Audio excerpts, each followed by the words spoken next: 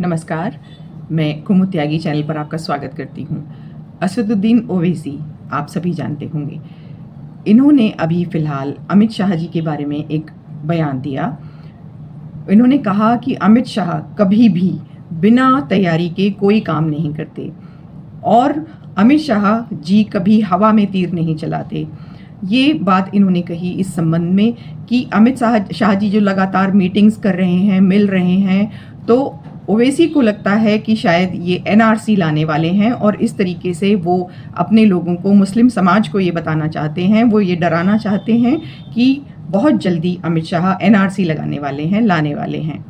तो यहाँ पर मैं उनको ये कहना चाहती हूँ कि इस मामले में सरकार को, सरकार की मानसिकता को और सरकार के नेताओं की जो साइकोलॉजी है, इसको समझने में वो सबसे आगे हैं। हमारे देश के अंदर के विपक्षी नेता या पार्टियां या विदेशों में बैठकर भारत की राजनीति को चलाने वाले जितने भी लोग कोशिश करते हैं, जितने भी संगठन कोशिश करते हैं, उन सब में सबसे ज़्यादा ओवैसी सरकार की मानसिकता को समझते हैं। इसके लिए उनको 10 नंबर देकर आगे चलेंगे।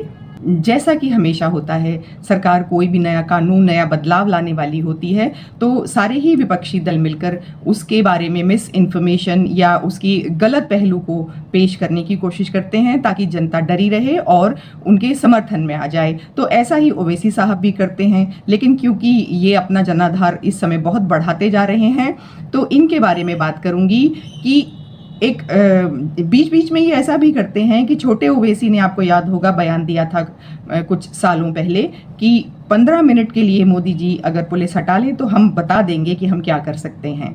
इस तरह की मिस इन्फॉर्मेशन फैलाकर ये चाहते तो हैं कि लोगों को डरा देंगे, मुस्लिम समाज को डराकर ये ऐसा चाहते हैं कि अपने पीछे लगाए रखें, अपना वोटर बैंक को बढ़ाएं। लेकिन इसका एक दूसरा पहलू भी है। आप समझिए कि बाय डिफ़ॉल्ट जब ये इस तरीके से करते हैं तो जनता डरती तो है, इनके पीछे भी आती है, लेकिन एक और चीज़ होती है कि इस तरीके से मुस्लिम समाज तैयार भी हो जाता है कि ये फलाना बदलाव या ये कानून तो आना ही है। आप देखिए, पहले शुरू में इन्होंने कहा कि राम मंदिर वहीं बनाएंगे लेकिन तारीख नहीं बताएंगे। वो हुआ, तारीख भी आई और मंदिर भी बन गया। उसके बाद इन्होंने बोला धारा 370 कश्मीर से हटाएंगे लेकिन तारीख नहीं बताएंगे। वो भी हो गया। इन्होंने बोला कि CAA लागू नहीं होने देंगे। वो भी हो गया। और फिर इन्होंने बोला कि वक्फ बोर्ड में कोई संशोधन हम नहीं होने देंगे, सरकार लाना चाहती है और लाएगी और हम इसको नहीं होने देंगे। लेकिन वो भी हो गया। तो मुझे ऐसा लगा जितनी शांति से सब कुछ एक्सेप्ट हुआ, अंदर खाने क्या चलता है वो एक अलग बात है, लेकिन इतनी शांति से, इतनी आसानी से इसको सबको स्वीकार कर लेना ये दर्शाता है कि क्या ओवैसी साहब पहले से ही सरकार के एजेंडे को सेट कर देते हैं।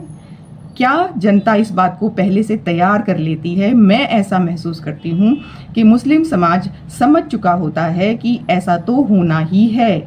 बाद में वो पीछे से इसका बदला किस तरीके से लेंगे या इसका विरोध किस तरीके से करेंगे, वो अपनी तैयारी करते होंगे और करते हैं, लेकिन सामने से आकर कोई विरोध नहीं करता। सारे बदलाव शांतिपूर्वक चुपचाप हो जाते हैं।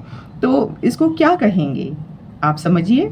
कहीं कहीं मैंने ये भी सुना कि ओवैसी साहब जो हैं ये सरकार के एजेंडा सेटर हैं, और कई बार आपने भी सुना होगा कि इनको कहा जाता है कि ये बीजेपी की बी टीम है। ये तो फैसला आप कीजिए कि ये सब कुछ इंटेंशनल होता है या इसके पीछे एक ऐसी मजबूरी है कि अगर मुसलमानों को अपने पीछे लगाकर वोटर बैंक बनाना है तो ये तो करना ही पड़ेगा, और इस तरीके से कुछ चीज़ें अपने आप हो जाती हैं। क्या आपने भी ऐसा महसूस किया? अगर आपको ऐसा लगता है, मेरी बात ठीक लगती है, तो ज़रूर मुझे बताइएगा। आज के लिए इतना ही, फिर मिलेंगे। अपना और अपनों का बहुत ख्याल रखिएगा। नमस्कार।